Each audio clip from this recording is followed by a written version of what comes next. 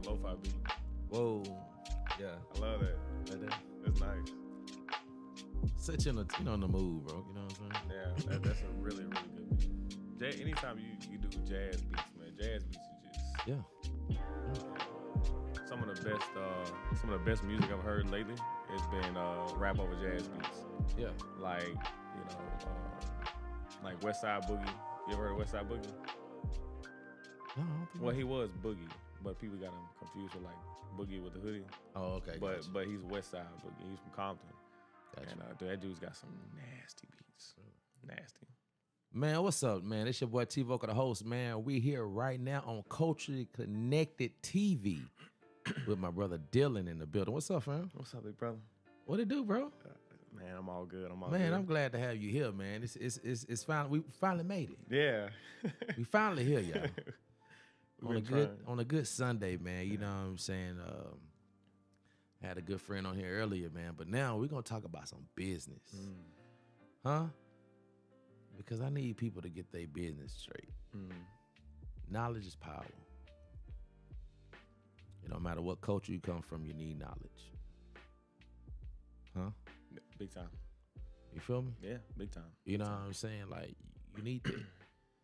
So we on here today just to talk about, what my brother do. Because once he get done talking, guys, you're going to need his number. You're going to need his information. Yeah. You're going to need to tap in. Yeah. I'm proud of my brother. It's crazy because how we met. I met this dude when he was like, I think he was in high school. I think he was. Mm-hmm. Yeah. No. I was in college. I was first year of college. Yeah. Yeah. Fresh out. Freshman in college. Buffalo Wild Wings, y'all. That's crazy. I was going in there all the time. Yeah, that is crazy. And he was always the way for me. Like, and years went by, but then we met up again. Mm-hmm. Not the dude is talented. We're gonna talk about business today and things like that, but my brother is a mixologist, huh? He can get you there. Huh? Yeah, you did get there a couple times. Yeah. You got there a couple times. Yeah. Couple times. So my brother make it do what it do. Yeah. So if you do see him behind that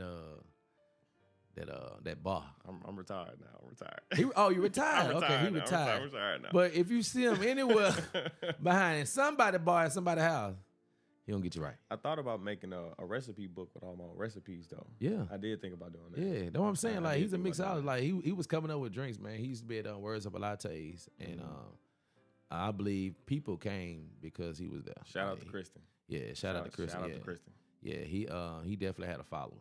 Yeah. You know what I'm saying? And my brother's dope, but man, just tell everybody who you are, man, and where you from. I'm Dylan, Shreveport, Louisiana. I've been here my whole life, raised, grown, and I love my city, man. I really do. I pray over it, but I think there's some changes in a lot of things that can be made to make it a lot better. So hopefully, I can be a light in a little bit of darkness. So Come on, I just want to do my part. That's all. Yeah. That's what's up, bro. And you from Shreveport, right? Yeah. Born and raised. Yep. What school you went to, bro? High school? Yeah. Shreve, then Evangel. Come on. Yep, Shreve, then And you Evangel. know what's so crazy? I went to Shreve, then Evangel. Really? Yeah. Oh, yeah. Yeah.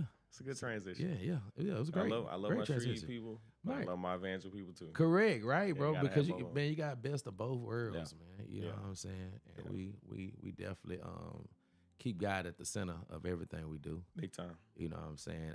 We just want to tap in, man, with y'all today, man, on this Sunday evening before the LSU play. You know what I'm saying? They playing soon, But we definitely ain't gonna rush this because this is definitely important. We want to just to empower people today here on this Sunday evening. You know what I'm saying? This is pretty dope to have something like this to just share knowledge on certain things. You know what I'm saying? So, man, tell people, man, what you do, bro? So I am now, I'm not even going to say accomplished. I think I'd say consistent. I built a financial consulting business, and I do business consulting too. So I do the personal side, I do the business side, and then I mentor. on the personal side, because I think that, you can have a good business model, but it requires leadership. So teaching a lot of mindset and philosophy and things like that, man, helping people grow, because I think that your business can only grow in direct relationship to how much you grow, and a lot of people miss that. So, yeah, I wear many hats. It depends. Some days I'm a therapist and psychologist, and some days I'm a coach. I tell everybody that works under me, like, don't call me a boss, call me coach. Nobody really likes their boss, but everybody has at least one coach that they like. Correct. So, but it's beautiful, man. I teach people how money works and the true. Let's tap in. Time-tested concept. Let's tap in. So tell us, man, how for the people out there that's listening right now, because I need y'all to tap in. Y'all stop what y'all doing. Y'all tap in. Real talk. How does money work? I think one of the biggest guidances that people have is they're always looking for a product to fix their problems. Okay. And that's where they get taken advantage a lot too. Is so there's a lot of people that are hustlers and not too many people that are business people. Okay. And so my job is to teach people strategies, and there's a definite difference because the strategy, as time is tested, is proven, and it has substance. Product. I mean, the product can be good one day and bad the next. So it has to evolve, and I think the other part is too is with money, everybody's situation is different, and so many people get online, and I got clients that send me stuff all the time, videos, texts, articles. Like, well, Dylan, what do you think about this? I'm like, well, that's not how it works, and I think that part of our financial habits stem from our self-esteem too. Okay. And so you can tell a person's, habits. That's my goal, is to kind of dissect them as a person first when I meet them, because I can typically figure out what's wrong with their business or their personal if I understand the person. Okay. So everybody has a reason as to why they do what they do and the way that they move and things like that. So, I mean, how money works depends on the person, and so my job is to figure that out. So with so if someone comes to you, man, I need some help with my business, man. I've been my finances are just up, man. How can I just sustain how do you help them, bro? I think the first thing is you got to look at I always tell people it's a reciprocated relationship, right? So, if you have bad personal finances, you're going to have bad business finances. And if you got bad business finances, you're going to have bad personal finances. So it always bleeds one over into the other, right? I think the start is with the person, because for one, I got to understand the temperament they have. That's the first thing. Who am I dealing with? Because who I'm dealing with will really tell me a lot about the business I'm dealing with too. So it's kind of like before I got into finance, I was going to school for pediatrics, so I was going to be a physician. And, in order to have a diagnosis, you got to get, your patient's symptoms. And a lot of times you can diagnose someone's financial problems based off the symptoms they're having. If they're overspending money, they're over saving money. A lot of people know you can actually save too much money too. So, if they got a lot of debt, if they're bad at budgeting, their spending habits, a lot of that stuff. So it really does depend on the person. So I take every case, no matter how many cases it is, case by case. I don't have a blanket strategy. And a blanket strategy is essentially when you say, oh, this is the one thing that you need to do. Because people are always looking for the one thing. Like, Dylan, what's the one thing I could do? Or where's the one place I could put my money? It's like, it doesn't work like that. You got to have a goal in before we even start. It's kind of like if you're trying to get to a destination, you got to know where you're starting first and the end result before we can even figure out what the best route is. But so many people, and I even talk about the fact that people are taken advantage of. Finance is a very predatory industry. You look at payday loan spots and health insurance and all stuff like that. So my job is to educate first. I tell people I don't like salespeople. I'm not a salesperson. I feel like if you have to sell people, then that just means you got an inferior product, an inferior strategy. If it makes sense for them and their family, then they'll move forward. So I would say that that's the biggest thing is figuring out who they are as a person first. Okay. So, and I think hopefully that's a good answer. Yeah. Okay. Yeah. Man. Y'all listening? Are y'all listening to this? Man, how old are you, bro? 28. 28 years old. And he has this much knowledge. And we just at the tip of what we're talking about today. But did y'all just hear what he just said? So I hope that you are like, sharing, and comment on this, because if you have any questions on here, we definitely want to check them out. Cause Yeah. let me see if anybody on here. Let's see. We got one person right now. Okay. Okay, we got a couple people that have tapped on here. Oh, good. But hey, if y'all do have any questions right now, and you hear something and you definitely want us to pinpoint, please let us know while we on here, because we definitely want to help somebody today. Yeah. You know what I'm That's the saying? goal. If we can, yeah, that's the goal. So, what encouraged you to just do what you do, bro? Like, what encouraged you to go that route? Because I remember when I did meet you your freshman year, when I was just like, wow, man, it's how you were just talking at that time. Bro. Like, man, oh, he's gonna be definitely a solid kid. He's definitely gonna do what he do. I love that question because, a lot of times you ask people what they do and say, oh, I'm doing it for the money, I'm this and that. Man, for one, I just wanted to make a difference. Okay. I think the reason why I wanted to go into medicine was I wanted to help people make a change. I wanted to be, if you ever seen New Amsterdam, I wanted to be that doctor that, just cured everybody. I would have got into medical research. I would have pretty much did anything. But, switching to finance, I actually had a mentor. And he told me, he said, man, Dylan, at the trajectory of your career, this is what the next 10, 15 years are going to look like. And I was like, I don't like that. Yeah. I got to be in school the next 10 years. And then, don't get me wrong. And the other part was he asked me, he said, so how do you want life to look like? Right? What do you want your quality of life to look like? And I was like, he said, you're going to be in the hospital 60 to 80 hours a week. You're never going to see your family. You're never going to, you're going to be working all the time and you're replaceable. And I said, well, I don't like that. He said, well, I mean, you can do what I do. And I got into the same field as him. And he said, look, I'll mentor you. I'll teach you everything you need to know if you're willing to work. And that was the biggest thing. I ain't mind working, but the big part was helping people. It had to help people, but also it had to make a lot of money because I just refused to be as broke and impoverished as I was growing up. So it had to make sense on both sides. It had to give me passion. And after 10 years, I wake up every day and I'm still excited as my first day. Yeah. And I think I'm very fortunate and blessed to be in that position because a lot of people, their lives don't operate that way. So they say, well, Dylan, you working so hard. I'm like, I don't feel like I'm working hard. I feel like I'm just doing what I love, So, but yeah, I got into it because I was always interested in money.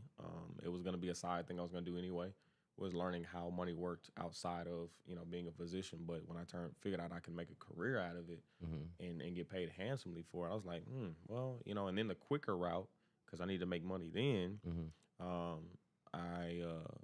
went through an apprenticeship, just like you would with a trade. And I got after it, and, I was able to make a direct impact immediately. So I think that was another thing that pushed me was how fast I could get it done, too. Because I could always, medical school is always going to be there.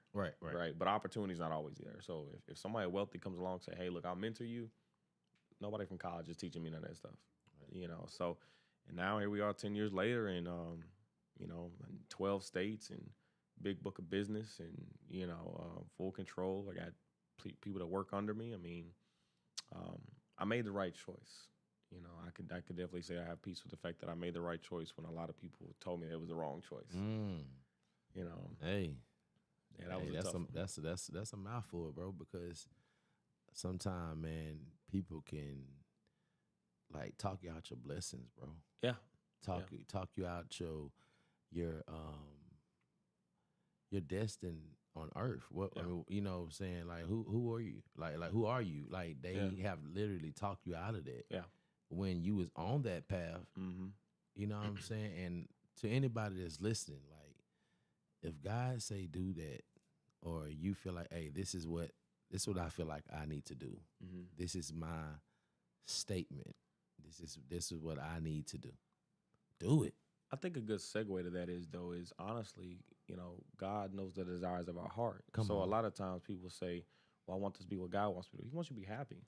Correct. So in reality, a lot of people are searching for, what does he want me to do? Well, if it's not what you're supposed to be doing, there will be things that come along the way to kind of guide you, right? A little bit towards the path that you're supposed to. Correct. But I tell people, you really are.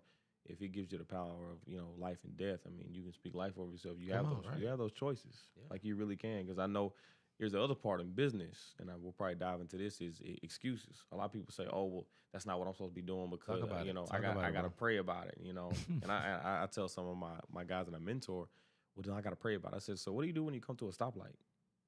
Mm. Do you pray about that? Mm. Do you pray what you're going to eat for breakfast that morning? Or do you just do it? Come on. You just do it, right? And that does not mean that he's not the center of my business at all times. He definitely is. Right. You know, and it actually gives me a way to minister to people. I don't even like using that word because I feel like you got to have the proper credentials for that. I guess you could say it allows me to witness to people better. Yeah. And just show them, you know. So, it's a gateway, bro. Yeah. Too, yeah. You know. But definitely on that aspect, I think that's a big thing is knowing that where I came from and what my desires were. You know, if it were to change, I was open to change. Mm-hmm. You know, if he wanted me to do something different, I would have moved left, move right. But really what happened was everything kept falling like, hey, this is where I want you to be. But the funny thing is, I made that decision in a week. My whole life I had wanted to be a doctor. Wow. My whole life I had wanted to be a doctor. Really, bro? Uh-huh. And then what did I do? I met my coach and I changed my major the next day. And my whole life shifted in a matter of like one conversation. Wow. You know, and I didn't feel bad about it. I just knew it was the right decision to make. So what was the key points of that conversation that made you just like? Because I ain't lying. Like, I mean, a doctor. Yeah.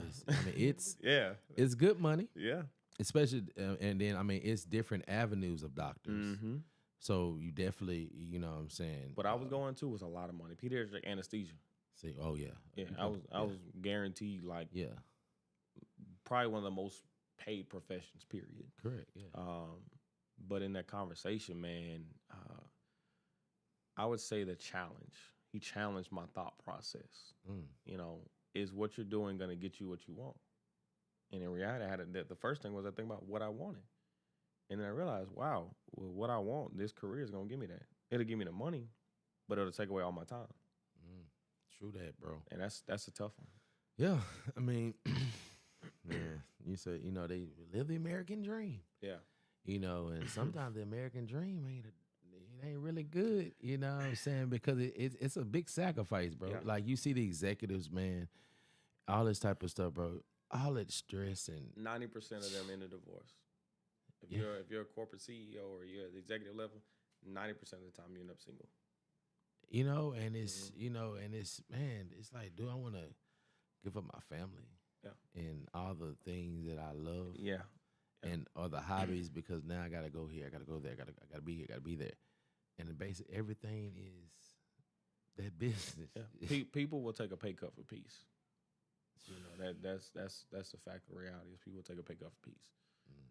But here's the thing though. The one thing when I'm doing consulting, I tell people, if you're a business owner, you know, there's a price that you got to pay that you can't negotiate. It don't matter how bad you want. Oh, I want balance, this and that. Because I love when, you know, and I'm just going to dive into that part. You know, so many entrepreneurs like, oh, yeah, I want work-life balance. You have temporary imbalance for long-term balance. That's the thing. You got to give that up. You can't half-step it. You can't. If you give a job more respect than you do your business, you'll never build nothing. Period. It's just not. You know, and a lot of people, they want to negotiate their price. Oh, I don't want to work on Sundays. I don't want to do this and that. I mean, if people on my staff get sick and they can't handle something, I got to handle it, even if it's my off day. Because if not, guess what? Ain't nobody going to have a job next week. It's life of a boss, man. You know, so it just, negotiating a price is one of the biggest mistakes that people make all the time. And then they allow people to convince them that they should negotiate the price. You know, one of my mentors, he was telling me yesterday that, you know, he's got a young son and his son wants to go to NBA. And so his son has accepted the price. Well, the grandfather, you know, he plays football right now, and then he's doing these basketball tournaments on the weekend. Well, the grandfather came to him and was like, well, you know, I think he's overwhelmed. I think you need to, you know, kind of dial it back a little bit with him. And they said, respectfully, you don't know what his goals are. And the price that he has to pay for those goals is exactly this, and he's fine paying it. The problem is you're projecting your insecurities and shortfalls onto a child. Because that's what you think is best. And what you're willing to do, you're not willing to pay the price that he is. So that's not advice that you can take. And that's a tough one. Yeah, that's a nice big peel. A book I read, a book I read called The Dream Giver, Bruce Wilkinson. Okay, so let's stop. So tell them about this.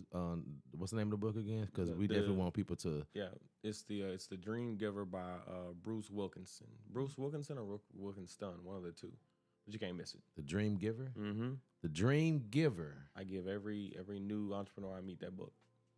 So y'all listen. It's a big one. Hey, y'all go check out that book, man. Knowledge is power, guys. And it's short. If you don't like reading, it's short. See, look at that. See.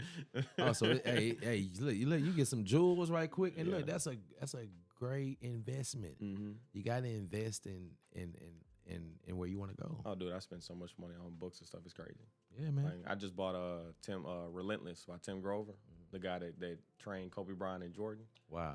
Because I'm trying to be relentless in business. So Right. I want how do you get that mentality that Kobe had, everything. So I'm gonna start reading it, and self-development is the biggest investment I make. I do for a lot of things. Yeah. Development. Y'all heard that. Self-development. What self-development mean, bro? I think it's kind To of you. To me, it's conscious growth by choice. Conscious.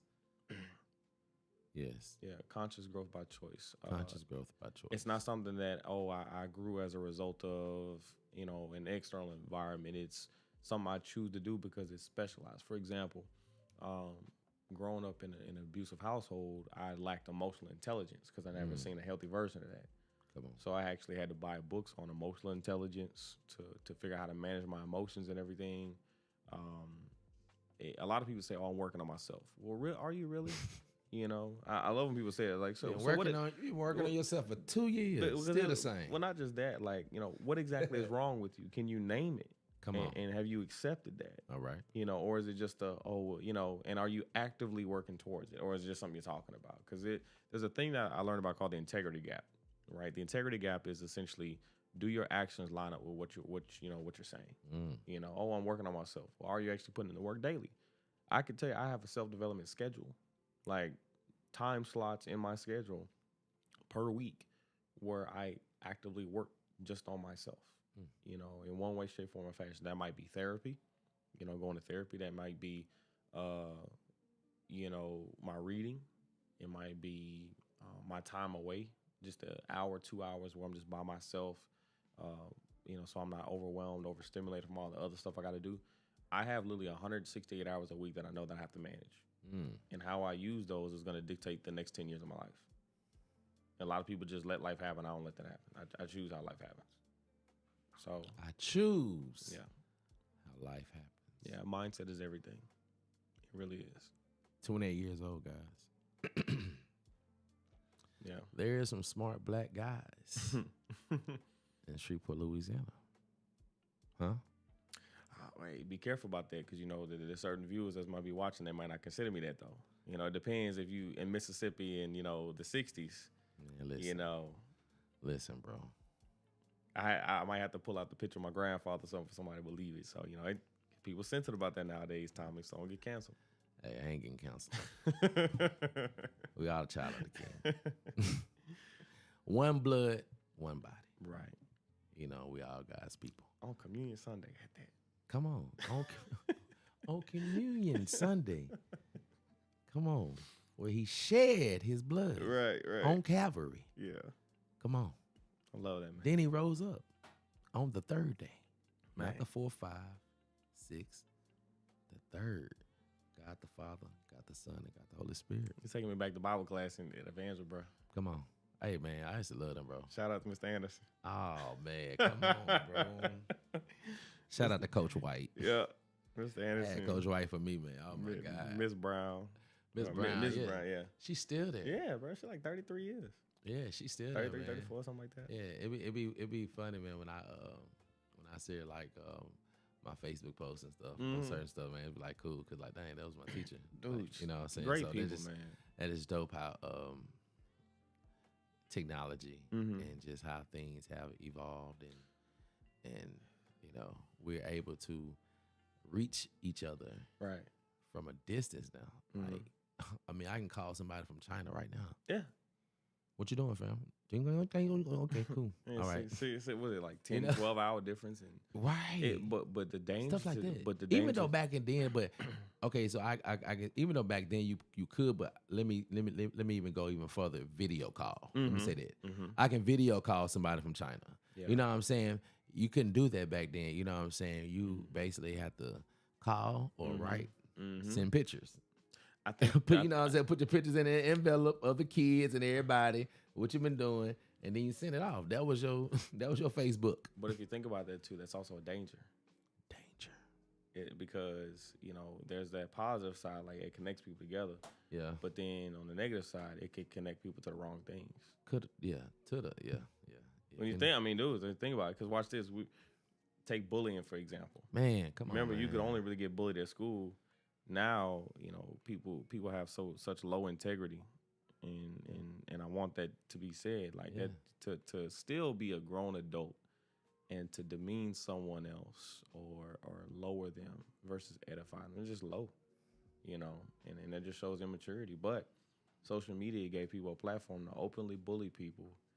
And then what's crazy is it showed who the true leaders and followers were because people joined in, And a lot of people, here's the crazy part, people were in their lives behind that stuff. They'll fall into depressions, all these things, for the sake of some jokes, And what they don't realize is now you're creating that character. And, jobs, look at that stuff nowadays. Everybody looks at that. So I talk that to my entrepreneurs too when I'm talking to them. Like, hey, you realize that, although, you may be a boss, everybody is looking at that. That will affect your business. That may affect your approval odds and a lot of things. Why would a banker institution loan you money when they look at how volatile you are as a person? You don't think that stuff comes into play? It does, I promise you, because I'm friends with a lot of those guys. So since we're going to the bank, I heard, that you need to be in your business by at least by 3 years.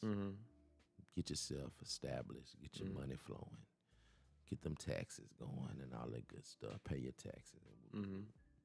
All that, be legit. But you can go to the bank to get a loan, on certain stuff. You know what I'm saying? Yeah. It takes about 3 to 2 years, huh? No. It's shorter than that. I'm just trying to help people. Well, it can be. Okay. Right. So Okay. it once again, it's the business, the personal Come on, thing. yeah, help us out. Me and my brother, we're partners in a trucking company together. Okay. And I think 7 months in, we were able to get a line of credit for like $30,000. Dope. But it was based off of his personal finances because the business hadn't been established long enough to have a proven track record, right? So it is possible, but you got to be stellar before, And like I tell people, if you weren't good with money before you got a business, it doesn't mean you being a business owner overnight ain't gonna change that. But so if you wanted to get business credit, you need to lease 2 to 3, or is it Excuse me. is it around there, still around that? Yeah, I mean it can be. Once again, it can be because I believe like the bank want to see what you've been putting in. Sure. Well, the biggest thing they're gonna look at is revenue. Okay. They want to look at revenue, debt to income ratio, things like that. Yeah. Even if you start small, you can start very small. Even if it's $1,000, I can't do it on 1,000. No, but you can put it in the bank. Take a. Oh Lord, I'm about to sneeze again. Take 1,000 out in a personal loan. They used to do secure deposit loans for people. Take 1,000 out, put it in the bank, let it pay itself. You ain't got to use the money, but what it does is it builds that payment history, it builds that credit history, and it lets you grow and mature. So, for example, with the trucking company, we know that we're going to get killed in insurance the first 2 years because it's not established. Right? Correct. Right. So, in the time being, that's the price that you got to pay. It just is what it is, and we had to put $10,000 up front just for the truck insurance, $10,000 up front, and then like $3,000 a month. So before we see $1, we got to make $3,000, and that's just the insurance. That don't include truck note, all that stuff like that. So it's